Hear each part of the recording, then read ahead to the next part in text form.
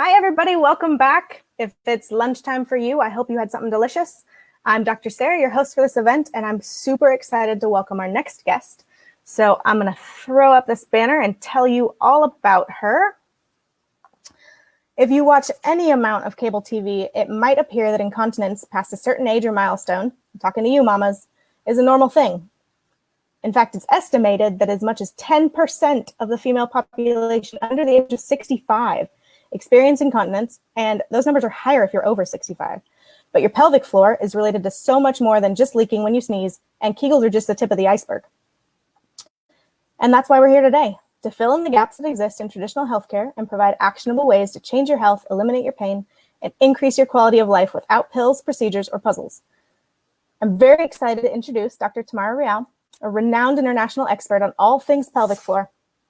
In addition to being a speaker, author, and researcher, she's a professor of pelvic floor rehabilitation for a university in Barcelona, Spain, and faculty of the Herman and Wallace Pelvic Rehabilitation Institute here in the US.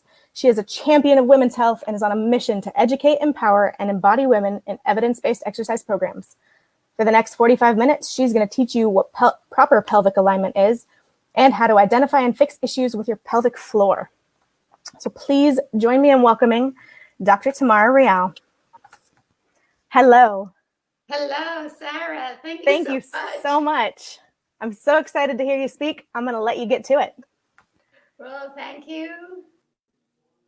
Thank you, and thanks the audience. Oh my God, I'm so thrilled to be here. Well, you can hear in my accent that I am a Spaniard born in Spain, but I live in United States. So I'm gonna have a nice accent. I hope you enjoy this topic. And as Dr. Sarah told us, we're gonna talk all about alignment and how pelvic and core alignment matters for pain and matters for our overall issue. But first of all, I outlined what I want to talk about in this presentation. And the first thing is related with posture and alignment, because posture and alignment are not the same. Maybe we use them sometimes speaking as synonyms, but that's the first thing we're going to approach to then deep a little bit in the pelvic area. And when we talk about alignment, we also have to dive into the difference between the front and sagittal plane of our body, right? And then after there, I'm going to go into the basics anatomies, because if we understand better the anatomy that is related with our pelvic floor, for example, the pelvic structure, the thorax, the spine, of course, and lastly, the core. And we will see how all this structure is related with our pelvic health, your pelvic health. So after I presented this, just let you know that you can follow me on Instagram in Dr. Tamara Real. So what is posture and what is alignment? So posture, I'm going to pass our introduction. Posture is not the same as alignment. Posture is the normal body position that you have when you're sitting upright. For example, now I'm sitting, or now I'm standing, or in any other body typical daily activity. But that's your posture. And how does posture relate with our body and with all the different biological psychosocial systems? So let's analyze a little bit what is this of posture, and then how posture also is related with pelvic floor, and then how pelvic floor and alignment have to do. Okay, so posture, there are several factors that make our posture. Like I have one posture, you have one posture. Every one of us have different body positions and body postures that are unique to us, and unique because of different factors and different contexts. Talking about posture, there is a major thing that is, it's the way we communicate with society. So our body posture tells a lot about what we're thinking and how we are. It tells us about our personality. And this is also related with our emotions, because our emotions can interrelate with our body posture. That is, for example, if I'm sitting here with this position, I'm already giving you a sign, giving you a body language. I'm expressing myself with my posture. I'm communicating. And the nice fact about communication and posture is that the human being is the only animal of our planet that has an upright position, because many of the other animals communicate, but they walk in a different plane than us. But because human beings stood up, our plane of communication is the front plane. So this is the way I am communicating with you. So I communicate with the expression on my face, of course. You can see my shoulders, you can see my spine alignment, and also our emotions. Like imagine um, how people feel and their daily stressors can impact greatly our posture. And in fact, there's a lot of research that shows that people with mental health issues, for example, depression, or for example, anxiety, have remarkable changes in their posture. So long term adaptations happen in our posture because of those relationships with our mind. And also, there are more studies that have showed how just simply, look, this is so easy. You just change your body position, or you remember to sit in an upright position, do some exercises with power poses. Power poses are those in which you open your body, you stretch, and you're communicating widely and broadly, sorry, with your front plane. And that has showed that even 1 or 2 or 3 sessions can impact your well-being, your emotional well-being, and have an impact in a long term. And I'm only talking about the psychological part, but of course there is a part that is very related with our with the more physiological pattern, and that is specifically the breathing. The way we breathe impacts also our posture. And we will also see and understand the link between breathing, posture, alignment, and pelvic floor. So, the same. Imagine that we have a lot of anxiety, or we're going through a phase of a lot of anxiety. And when we have, for example, an anxiety or panic attack, we can begin to hyperventilate. And that hyperventilation is also sometimes it's going to create myofascial restrictions, and over time can create tension in your thorax, and that can also alter completely your body posture. For example, people who have scoliosis or even kyphosis. Kyphosis is one of those typical spine curvatures where there is an excess in the curvature. Imagine like this. So if some people with hyperkyphosis over time can also develop breathing pattern disorders. And these breathing pattern disorders at the same time can also impact our pelvic floor health. But it's not only the breathing, it's also the myofascial change and the myofascial restrictions we can have on our overall body. So, for example, when we're working, and nowadays all of us are working a lot on the computer, telehealth, so we're spending almost all day sitting and in bad positions. And we can think about it. How, for example, now you're listening. I don't know what you're doing when you're listening now to my presentation, but how are you sitting? Just close your eyes and feel the way you normally sit, but don't change it. Just close your eyes and be aware of where is your pelvis. Are you hunching back? Are you slouching your shoulders? Is your head forward? Because all sometimes we're not aware of all that. And it's this is fascinating. But people who spend some time on the computer, so several hours, they begin to develop more tension. We know it on our shoulders, but also tension in the breathing. Our breathing begins shallow, and that changes our body position. And a lot of times slouch will create a lot of restrictions in all your musculoskeletal system. And part of that musculoskeletal system is also the pelvic pain.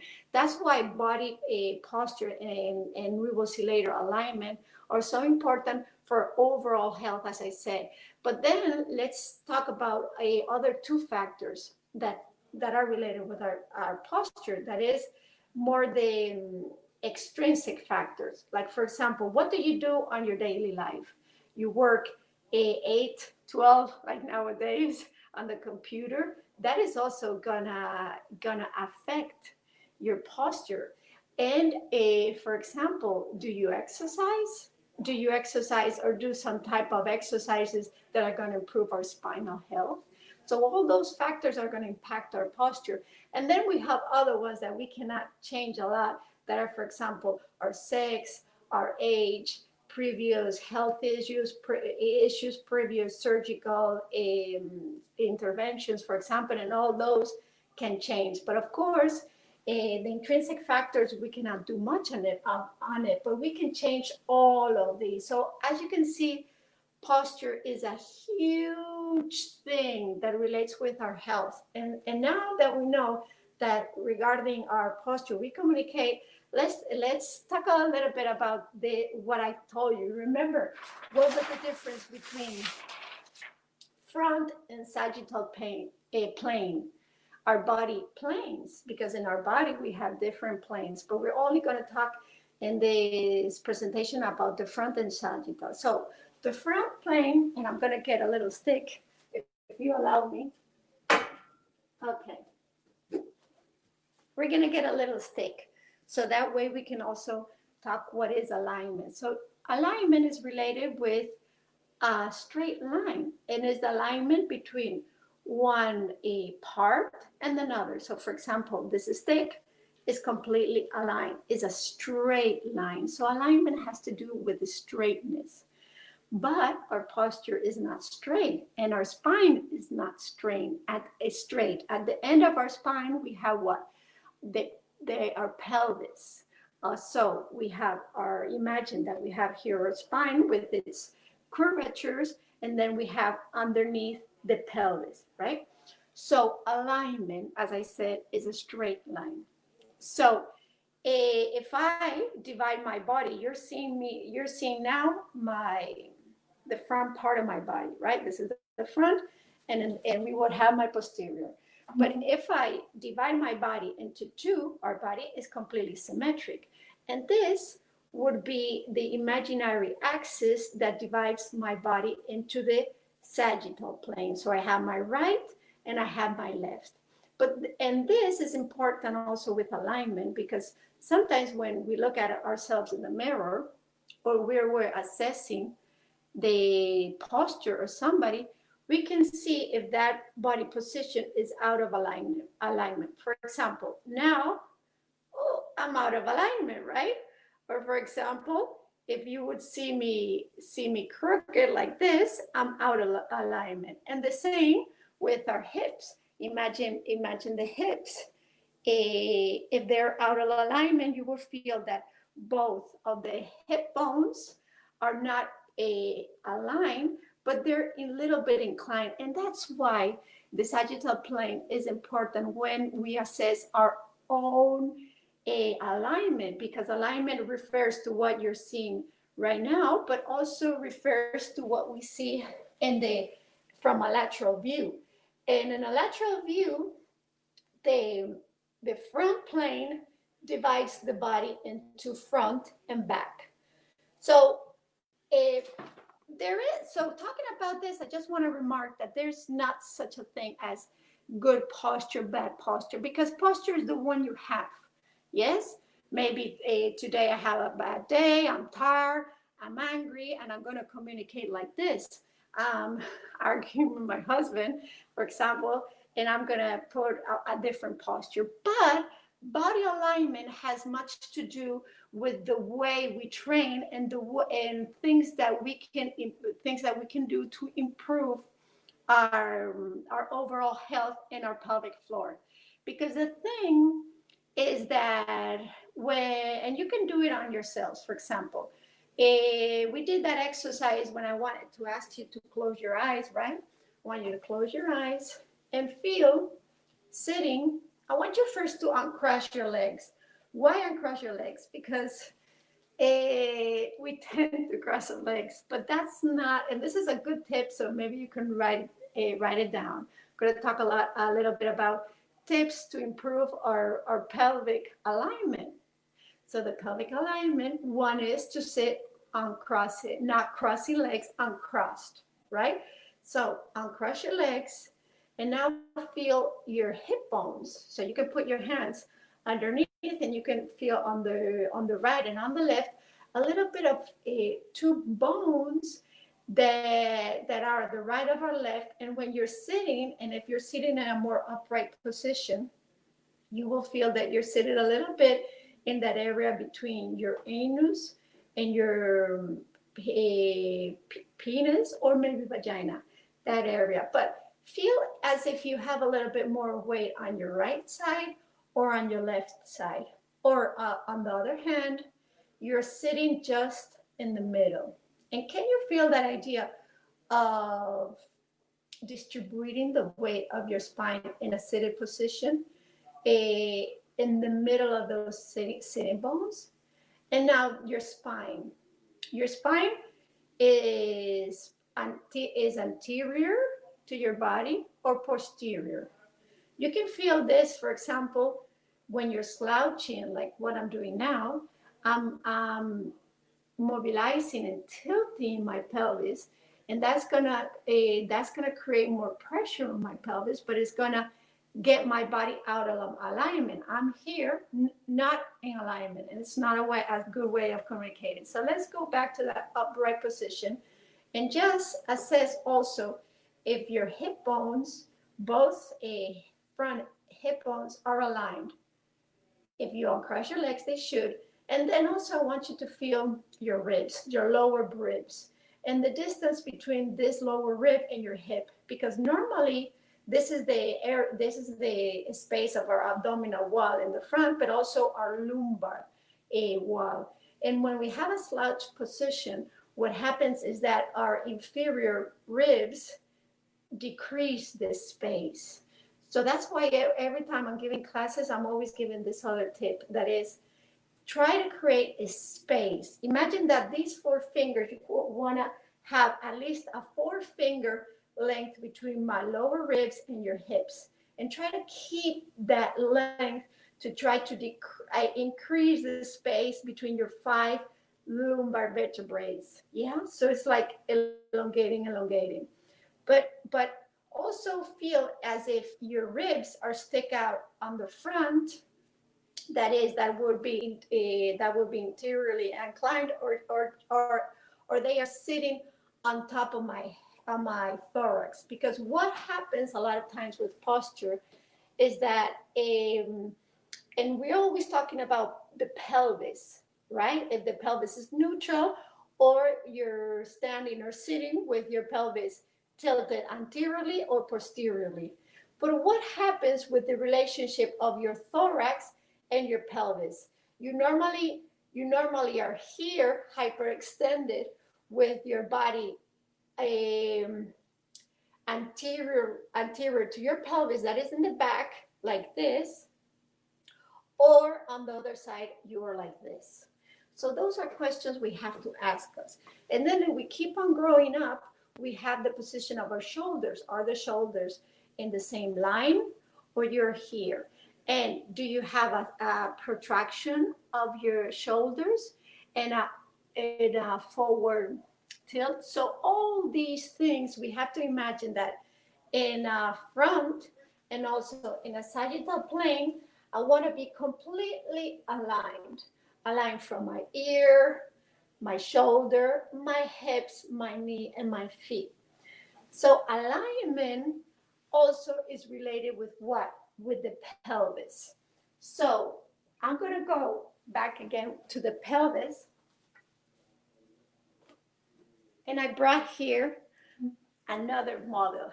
So this is my pelvis. I didn't have other model, but I think this illustrates perfectly what is a pelvis, because a pelvis is the bones, the structure that hold every very special organs. For example, our uterus in the female body, the rectum, the bladder.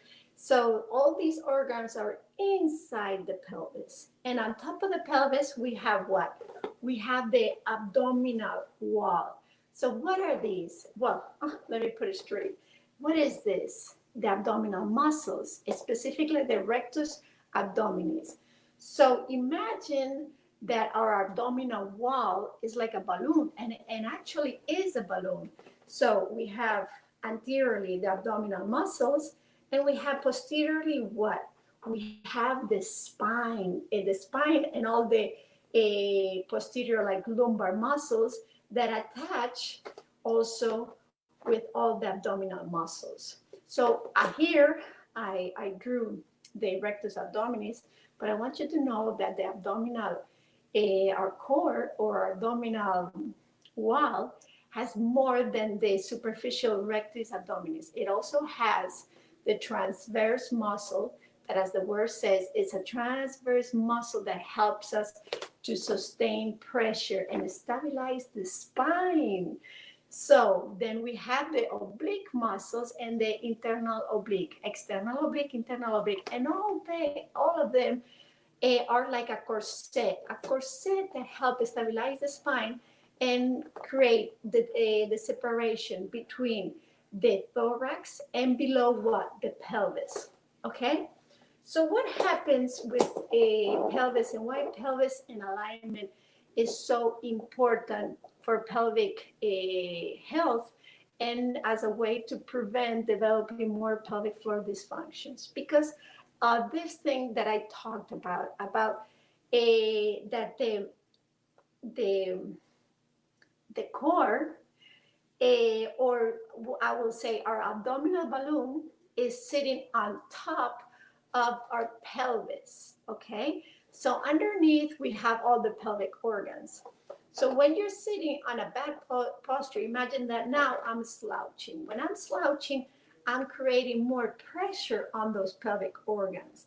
So these pelvic organs don't have anywhere to go. Where are they gonna go? The only way they can sustain that amount of pressure that comes from on top is letting go. And when that happens over time, there can be some pelvic floor dysfunctions that can develop. For example, one of the one that already Dr. Sarah talked about is urinary incontinence. Urinary incontinence, but specifically urinary incontinence, is related with the increase of pressure. So the bladder that will be inside our pelvis, specifically in the anterior plane, when you do an effort, for example, when you're in the bathroom, right? You're in the bathroom, and how do we sit in the bathroom? Normally, we sit a little bit slouched, and we're there with our phone, or we're texting, and we're not paying attention to what we're doing. So you're sitting there slouched, and you want to get everything out, right? So you strain. So all that straining is putting a lot of pressure on your pelvic organs and your pelvic floor musculature, because I talked about the organs, but underneath we have the pelvic diaphragm and all the pelvic musculature that also helps sustain our pelvic organs and help stabilize this pelvic bone. The pelvic bone, as I said, is attached to the spine, so all of them stabilize like a unit. So that's very important. What I said, the unit. So imagine you're constipated and you're straining and straining. That creates a lot of pressures that over time can develop hemorrhoids, more constipation, and some descent of your pelvic organs. For example, descent of your rectum, a descent sometimes of your uterus, descent of the vaginal vault, or even a little bit of descent of the normal position of your bladder. And talking about urinary incontinence, specifically stress urinary incontinence, many of us, we are not aware that maybe I'm changing my position, I'm standing after the day of several hours sitting, or I cough, or I do a little bit of sports, high impact sports normally, and I feel that I lose urine, or we lose urine. So that loss of urine, which is not normal, happens because there is an increase of stress on the sphincters that is not able to withstand that increase of stress. So there's a little, let's say, loss that over time, if we don't do nothing to prevent it, can increase its severity and also can lead to other issues. And related with also, don't think that on the pelvic dysfunctions, there are only stress incontinence or even a prolapse, because there are many other issues that are very related with our overall body alignment and also the overall pressure. And one of them is pain. And this event talks about living without pain. So when our pelvic structures, and I'm talking not only about the organs, but all the connective tissue, the soft tissues, and the muscle, also withstand some type of pressure, some type of compression, and less vascularization. Because think that this abdominal wall, above of it, what do you have? The diaphragm. You see this? This is fascinating, because if underneath we have, like this, okay, underneath we have the pelvic musculature, the pelvic floor muscles, but on top we have the diaphragm, the thoracic diaphragm. And here's that relationship that we were talking about, how breathing and how pelvic floor are related a lot. And how is this related with that other pain issue that I was going to talk about? So we have here this fascinating diaphragm. The diaphragm is the main breathing muscle. So when you inhale, what happens is that your diaphragm descends, moves, so you can fill in your chest, your lungs with air, right? So you inhale, and this diaphragm lowers a little, and at the same time, your diaphragm goes down. And you can experiment it with your body. You inhale, and they both synergistically coordinate to move downwards. And when you exhale, they go upwards. Okay, let's do it again. Inhale, take a deep breath, and feel how your diaphragm lowers down. You move a little bit your chest, you move your belly, and also you feel how your pelvic floor descends. Now exhale, and you feel a little bit that pressure go out, come out.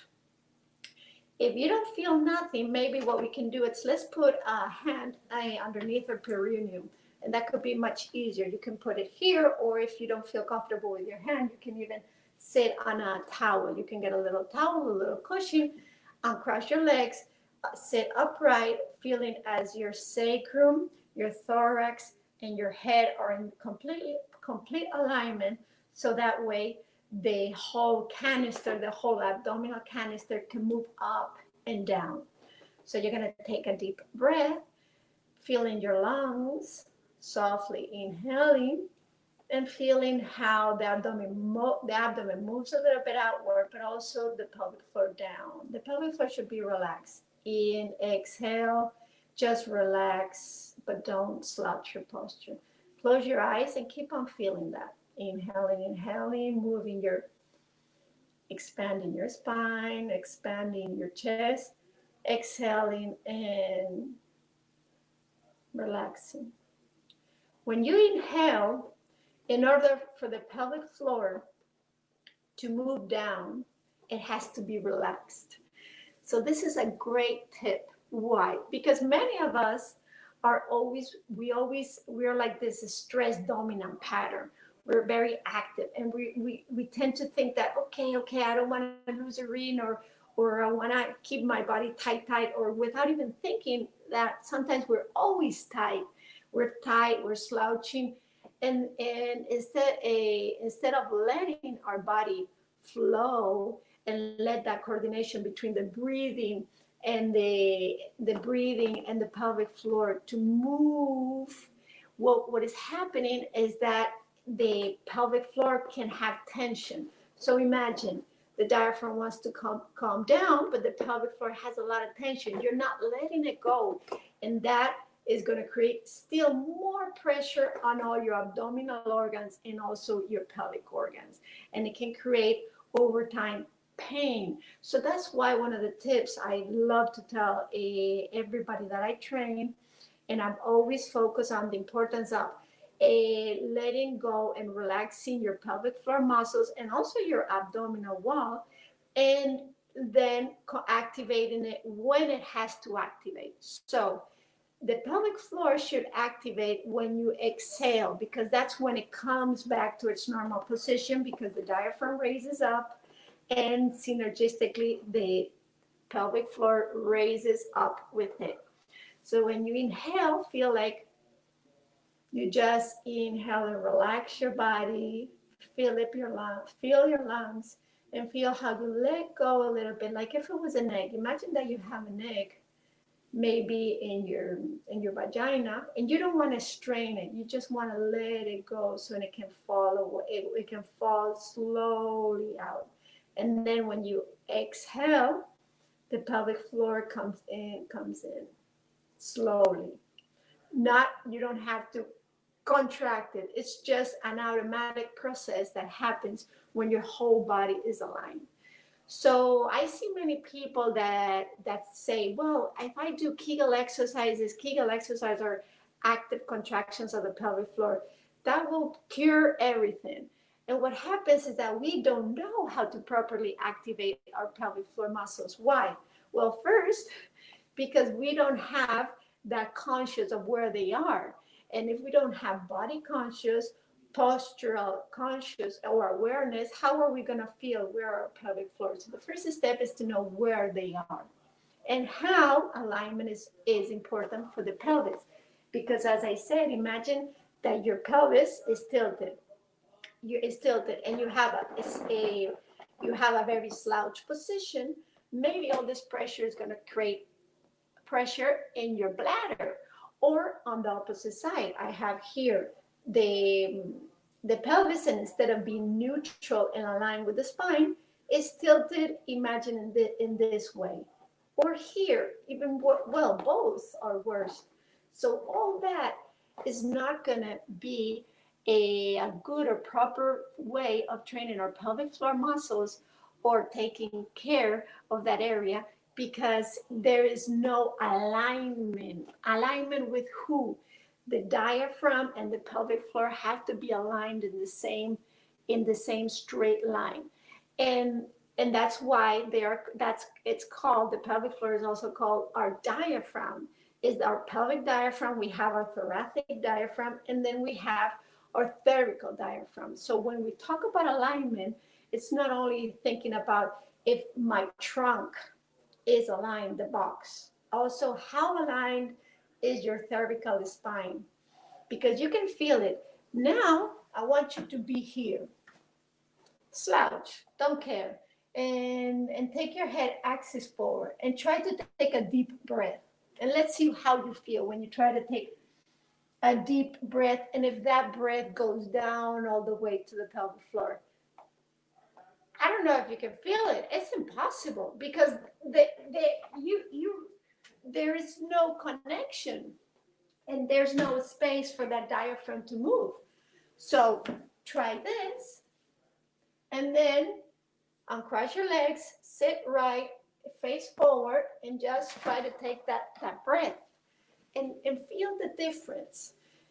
The airways have to be open. Our vocal cords have to be open and also aligned in order to help also the diaphragm, which is our respiratory pump, to move, to have a lot of motion downward, but also motion in 3D. And that's another big thing about a pelvic floor training, because pelvic floor training, many times we try to focus on the bottom, but we forget about these things about alignment, and most important about breathing. Tell me how you breathe and I will tell you how is your pelvic floor. Because as I quickly discussed, many of our pelvic issues are related with our breathing pattern. So our breathing, and again, we have to go and do a little retrospection And then we're thinking about how are we breathing? Are you hyperventilating? Do you normally breathe quickly? Are your breath more abdominal? Is your breath very chest overusing your cervical muscles? Or do you have a 3D breath, as I like to call it? What is this of the 3D breath? I have another tool I want to show you. And this is a great example that we can use to teach proper breathing, and especially good breathing for proper coordination with our pelvic floor and our spine. So imagine this is the motion of the diaphragm. When I inhale, my thorax, my thoracic cage expands. And when it expands in 3D, meaning that not only my ribs have to expand laterally, but you also have to feel the air in your back.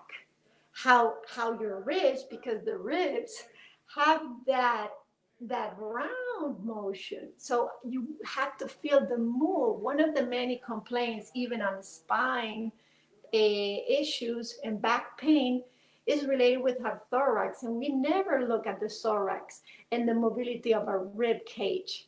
So those ribs, are they mobile or no? Do you have adequate thoracic mobility? So just stay there and try to breathe in through the nose, taking a deep breath in, feeling how you breathe in the front, transversal, and sagittal plane. And when you exhale, also just let it go, because the diaphragm has a recoil mechanism. It almost doesn't do an effort to go back to its position. So you don't have to force it. That's another thing that I see a lot of time related with people who develop a hypertone in their abdominal and pelvic area. There is that overuse of muscles that don't have to be used for normal activities like breathing. When you're breathing, you're relaxed. You don't have to close excessively your rib cage, because that closure, what is going to create is too much tension on the abdominal wall muscles that help you close your ribs, and also is going to create a downward pressure on your pelvic floor. So the idea of exhaling is just exhale, relax your jaw, relax and let it go, and let the ribs go back to its normal position. It doesn't have to close, because plus when you're exhaling and you force too much that exhale, what happens also is that we create that downward pressure, not only with my ribs, but also with my sternum. And all this, what creates, you see my posture, I slouch my posture, and I create that downward pressure on my pelvic floor. So the idea is to always train anything in life, coordinating your breathing, because it is said that the diaphragm and the breathing is our body mind connection. And it's the way we have to not only connect us with our spiritual and with our emotional being, but also, mostly important, with our body functions. Because the diaphragm, a good diaphragmatic breathing and diaphragmatic mobility is going to increase our blood supply, our cardiovascular system. If your diaphragm doesn't pump, imagine the poor heart that is there trying to pump the same. It's reduced, and when there's a lot of pressure in your abdominal cavity, your pelvic vascularization can be reduced. And this is not a good idea when we're dealing with pain or pelvic pain or myofascial pain issues. So that's another tip. Increase the range of motion of our breathing, and also work with slow and deep breaths, meaning that every time I decrease the frequency of my breathing, I'm normalizing my autonomous nervous system. And that is so related with pain. If we're dealing with pain, the first thing is just breathe, because that's going to lower my central sensitivity. A great tip. And the same for pelvic floor, because sometimes when we have those pelvic floors that don't have mobility, that restriction and that tightness is also related with the overall tightness of the whole abdominal canister. So you see that idea. If I widen my diaphragm, my pelvic floor also widens. And when I let it go, it recoils and it gets a better capacity to go back to its normal position. And then a greater mobility for any muscle is going to translate in what? Not only in a better flexibility, but also a better ability to create strength or force. Because imagine, this is my biceps, right? And I let my hand, I'm here with my elbow. I'm going to spend like this 1 year. Imagine. And then See me? I didn't move I think my. I'm having some technological issues. Yes. I think my internet went down and it cut everything off, but I think we're back. I'm trying to remember where you were when it cut out. I think if you just go back a minute and carry on, we'll be okay. And then if people have questions, they can come in and ask. Okay. Sorry about that, guys. No, it's okay. I didn't know about the technological issues. Well, I think I was talking about the elbow, right? So imagine that any of us are going to spend 1 year with our elbow like this. So you can imagine the tension in your biceps. So then when you want to recover flexibility, the first stage, you almost don't have range of motion. So this range of motion is important for our overall health of our shoulder and our arm, but it's also important, that range of motion, for the whole health of who the pelvic and the diaphragm. And the last topic, because we talked a little bit about the thorax, the pelvis, but we have to talk about the core, the abdominal wall, and also what happens when we have a bad posture. And you can all feel it. You're standing, or you can all stand. Let's try to stand up, and I want you to just relax your posture. Let me, so that way you can see me better. Okay, just your upright standing normal position, and I want you to feel your abdominal wall. And I want you to feel your abdominal wall when you have your position just normal, your posture. How are you standing normally? And what is the tone of your abdomen? Okay, so now we're gonna go into a bad posture where I don't communicate with my frontal plane, like for example here. And now let's feel what happens with the abdomen. If you can see, the abdomen sticks out. Why? Because I reduced this space. You remember those 4 fingers between my ribs and my hips. So imagine that you want to keep those, because less pressure on my abdomen and less pressure not only on the pelvic floor, but also on my spine. So just feel the difference between your abdomen that has to relax and let go of that pressure, uh, frontwards, but also downwards. And now change the position and just try to grow. Grow, like if you're pressing an imaginary, I don't know, ceiling, and stay there. And now touch your abdomen. Isn't it a little bit tight? Yeah, it's more active. It's more active because now, only because of the upright position in the proper alignment of your spine with neutral pelvis, neutral thorax, gaze forward, normal breathing, my abdominal wall can stabilize much better my spine. So stabilizing much better the spine is also gonna be a good awareness for when we're doing normal daily activities, but also when we're doing exercise. Because can you imagine going to the gym, trying to move or doing your exercises with a bad posture? Your abdominal wall won't be able to stabilize properly your spine.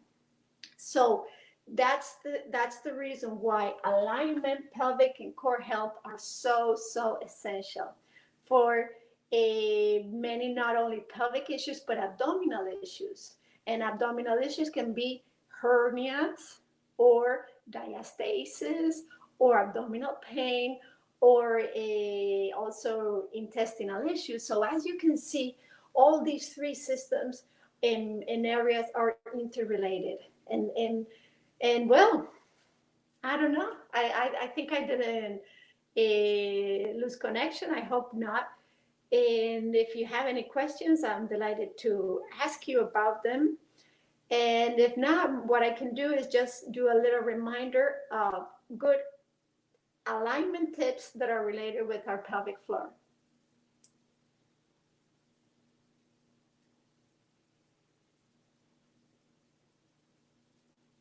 Well, I don't know if Sarah's there. Maybe she lost me. Because the idea that I had, if you don't have any questions, is maybe just review some of my 4 favorite tips related with your with how our alignment, or how I can be better aware of my alignment and my pelvic floor. Okay, so maybe what I can do, I don't know if Sarah's coming back, but let's just repeat them. The first tip and most important is, well, the most important, one of them, and I already talked about it, is crossing legs. Whenever you're sitting or in a cafeteria, wherever you go, think about that. How am I sitting? Am I crossing legs? We tend to cross a lot our legs, but let's take a little break out of that. So then our pelvis is not tilted to one side of our body, and we can distribute the weight. And then another thing is high heels. Oh my God, high heels. That's the worst thing we can do for our pelvic floor. So please, if you are dealing with any pelvic issues, spine issues, or if you want to prevent them, just get rid of those high heels and try to walk or train, of course, barefoot, and use normal plain or straight shoes. And related with that also is the way do we go to our bathroom. What kind of breathing pattern or maneuver are you doing when you're going to the bathroom? Do you strain? Do you correctly position your body to be able to let those muscles go? If not, just think about how you poo. You see? We never talk about poo, and we never think about it, but that's intimately related with your alignment.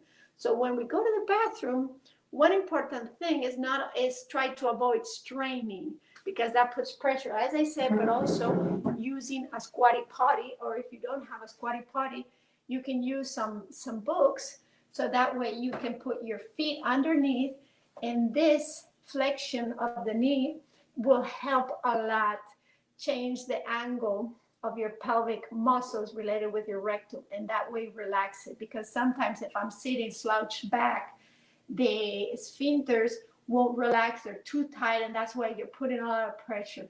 So that's a great tip. Just breathe in normally, and don't try to tighten your anus, of course. Change the position of the legs.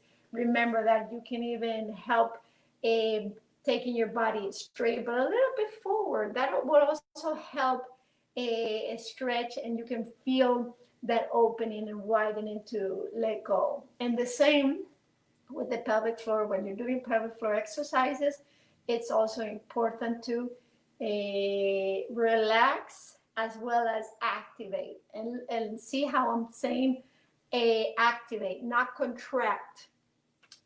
And well, and of course, breathing. Breathe. Any physical activity, anything in life begins with breathing, because breathing is our life energy. Is how we come into this world. Taking our first breath is how we die. So be aware of an adequate breathing pattern that creates a mobility to your pelvic floor and decreases pressure there. So I think those are just simple, easy tips to do in our daily life that can decrease our pain and increase our pelvic health. All right, I think I'm back.